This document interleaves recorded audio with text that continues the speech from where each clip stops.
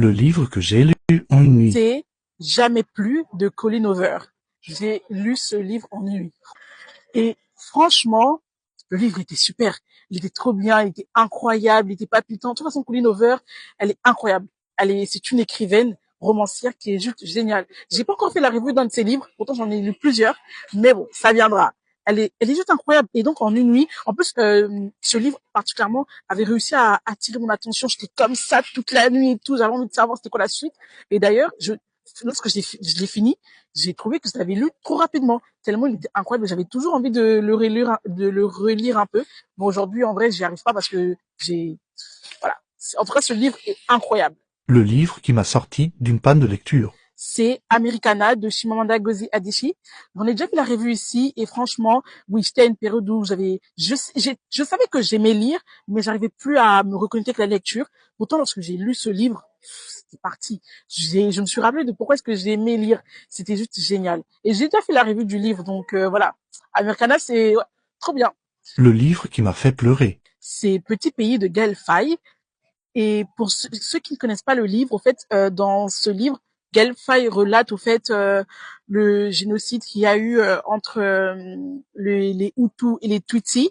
On suit au fait son enfance au Burundi, si je me trompe pas. Et on voit au fait comment est-ce que la tragédie de ce génocide-là au fait a affecté sa famille, comment est-ce que ça a impacté notamment énormément sa maman, au point de qu'elle était devenue folle au fait.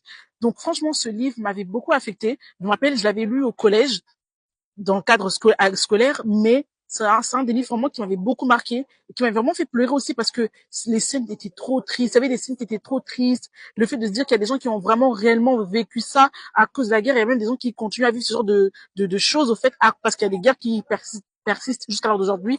Moi, c'est un livre qui m'avait vraiment rendu triste. Donc voilà. Le livre que je n'oublierai jamais. C'est sans doute L'étranger d'Albert Camus. Voilà. Je l'ai lu, pareil, je l'ai lu, je pense, au collège, je crois. Au collège ou en seconde. Voilà.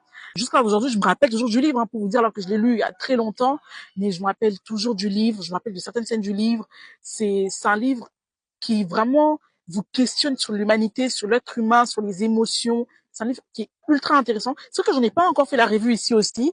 Mais, en soi, c'est vraiment un livre que j'oublierai jamais. Jamais. Le livre impossible à lâcher. C'est Verity de Colleen Hoover. Encore Colleen Hoover. Tellement pour vous dire que cette autrice, elle m'a trop marqué. C'est ma romancière préférée. Hein. Moi, je vous ai dit, Fatou Diom, c'est mon autrice préférée dans tout ce qui est les thématiques qu'elle a